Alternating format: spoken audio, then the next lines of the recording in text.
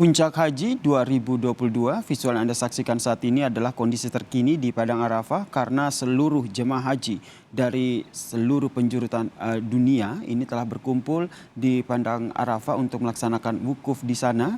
Kita pantau kondisi terkini di sana. Kita sapa jurnalis Kompas TV Nitya Anissa di Arafah, Arab Saudi. Assalamualaikum Nitya. Ya, waalaikumsalam warahmatullahi wabarakatuh, Yasir. Nitya, seperti apa kondisinya di sana? Ya, Yasir, alhamdulillah memang ini kan pukul 10 pagi ya.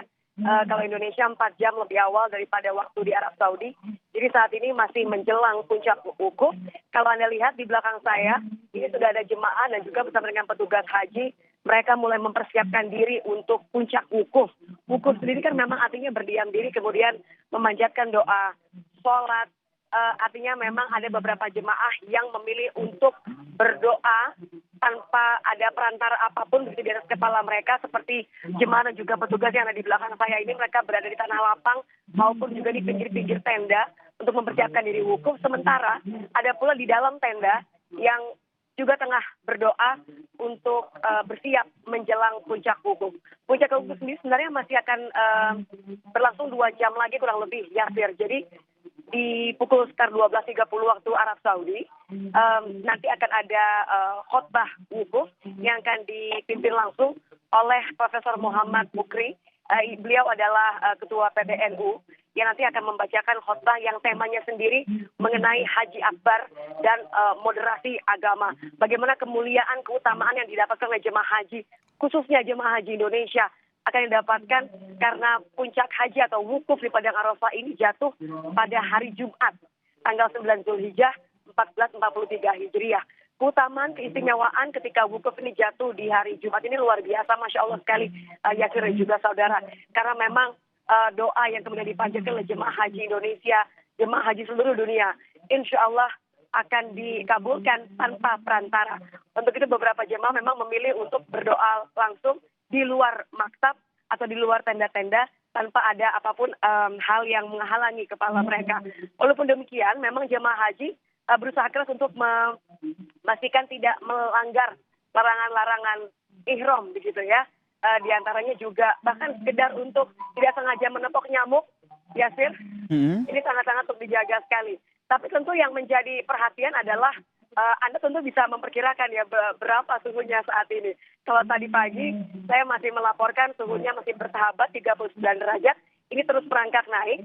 Saat ini sudah 43 derajat Celcius. Harapannya tidak akan lebih naik lagi. Tapi semuanya disyukuri karena memang di momen puncak haji inilah semua berserah diri, mengenakan pakaian ihram, benar-benar mendekatkan diri seperti di akhir hayat nanti ketika manusia hanya memakai 2 lembar kain putih saja.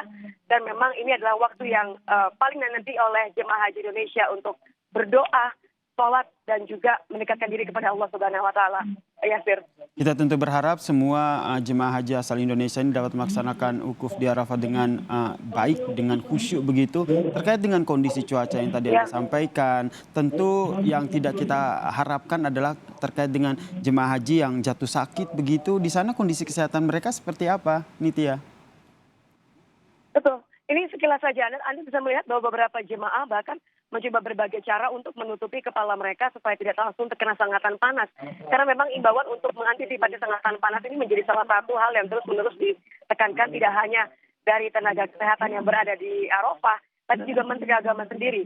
Ketika tadi berkeliling di tenda-tenda jemaah untuk menyapa beberapa jemaah, Menteri Agama mengimbau kembali bahwa dari 28 jemaah haji Indonesia yang meninggal dunia, sebagian di antaranya ini memang mengalami kelelahan dan dehidrasi. Tadi saya sempat berkeliling ke klinik kesehatan haji Indonesia, 10 bed yang disediakan ini sudah terisi, rata-rata memang karena mengalami sengatan panas atau heat stroke. Jadi jemaah haji Indonesia ini memang diimbau untuk banyak minum air putih, berusaha terutama bagi yang perempuan melindungi kepala mereka agar tidak langsung terkena sengatan panas.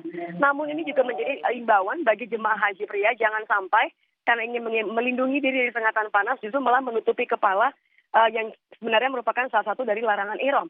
Karena kalau jemaah pria ini tidak boleh menutupi apapun kepala mereka, kecuali menggunakan payung ataupun juga berteduh di tenda atau di pohon-pohon sekitar begitu, Yasir.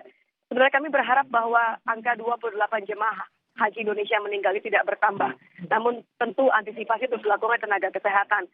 Terakhir informasi yang saya terima, ada 162 jemaah haji yang harus disafari wukufkan atau didampingi begitu ya. Jadi kalau jemaah haji ini biasanya hanya duduk di selasar karena sudah bermalam di Arafah, tapi mereka yang disafari wukufkan ini akan diantarkan dari klinik atau dievakuasi dari klinik kesehatan haji di Mekah, kemudian diantarkan menggunakan ambulans maupun menggunakan bus yang telah dimodifikasi untuk tetap dihadirkan di Arafah. Karena memang wukuf di Arafah ini merupakan salah satu rukun yang satu-satunya rukun yang tidak bisa diganti dengan bayar dam, begitu ya, Sir.